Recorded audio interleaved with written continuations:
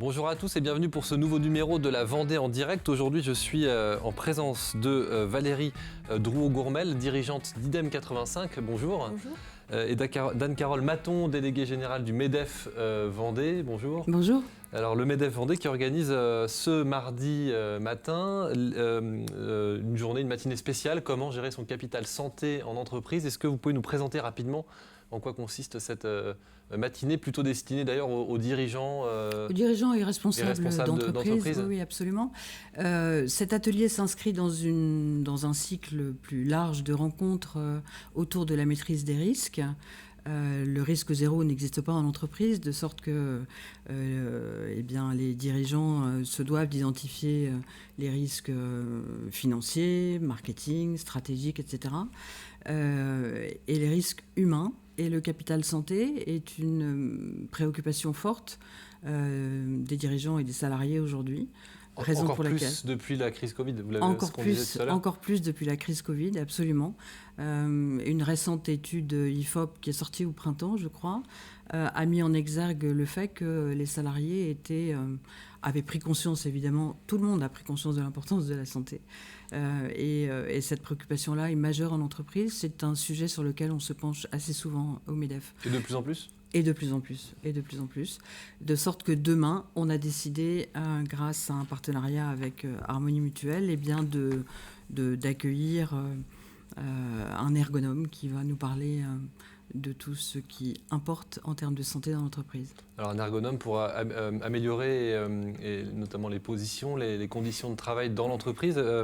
Valérie Drouot-Gourmel, vous êtes dirigeante d'une entreprise de métallurgie. Tout à fait. Alors même si les métiers ont beaucoup changé ces dernières années, c'est évidemment moins dur qu'il y a 30 ans de travailler dans la métallurgie, mais ça reste néanmoins des métiers, on va dire, où on peut vite se fatiguer. Est-ce que vous avez des choses qui sont mises en place chez vous ? Vous faites de la prévention ? Tout à fait, tout à fait. Alors effectivement, je dirais que l'entreprise, c'est impératif, elle doit se soucier de la santé des salariés, de leur protection en termes, je dirais, de conditions de travail. Donc les conditions de travail, effectivement, ça va être dans les ateliers, on va être plus sur l'organisation du poste de travail, éviter que la personne prenne de mauvaises postures ou se fatigue par rapport à des allers-retours inutiles. Donc c'est l'organisation de tout un atelier. Mais je crois que les conditions de travail, c'est aussi les locaux de l'entreprise, c'est ce que l'on va mettre à disposition des salariés, comme des salles de pause qui vont être accueillantes, etc. Et puis c'est aussi le fait de se soucier de l'épanouissement au travail par le fait de choisir son métier et de bien le choisir et de travailler sur des choses que le salarié va avoir choisies. En fait, ça aussi, c'est important. Je pense que ça vient agir aussi sur le bien-être au travail. C'est d'avoir choisi son métier, d'être bien dans ce que l'on fait.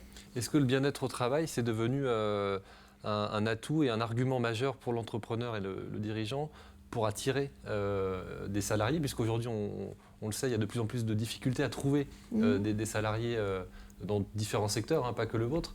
Est-ce que c'est devenu, lorsque vous recrutez, un argument ? Venez chez nous, on est bien au travail. Je pense qu'il y a bien longtemps que les entreprises se soucient du bien-être au travail. Si vous voulez, je ne sais pas si le grand public peut s'en rendre compte, mais il y a beaucoup de choses qui sont faites.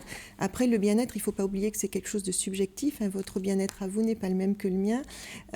Non, je crois que notre obligation, c'est de donner des conditions de travail les meilleures possibles, d'avoir une ambiance de travail, d'avoir des locaux accueillants, d'avoir des entreprises aussi qui vont être situées. Par exemple, nous, on est situé dans un parc d'activités où il y a des espaces verts, où les personnes peuvent faire de la marche entre midi et 2. C'est un ensemble de choses, en fait. Et je pense que, après, c'est du bon sens. Je pense que c'est du bon sens. C'est du bon sens, mais il y a quand même des difficultés aujourd'hui à recruter. Oui, alors c'est pas que lié à ça. Je ne suis pas sûre qu'elles viennent de là. Sincèrement, je ne suis pas sûre qu'elles viennent de là. Est-ce que c'est pas un levier pour attirer aujourd'hui Oui, ça peut, si vous voulez, mais je pense que avant ça, il y a bien d'autres choses à régler. Je pense qu'on ne va pas attirer que par ça. Il ne faut pas que ce soit une bonne image qui va être donnée et puis qu'après, dans les ateliers où il y a une mauvaise ambiance ou quoi que ce soit, vous voyez ce que je veux dire ? Par exemple, on va avoir des super aménagements, une salle de sport et tout, et après, dans les ateliers, ça ne sera peut-être pas la sécurité optimum. Donc, je pense qu'il faut que les entreprises soient d'abord sur une sécurité optimum sur les postes de travail.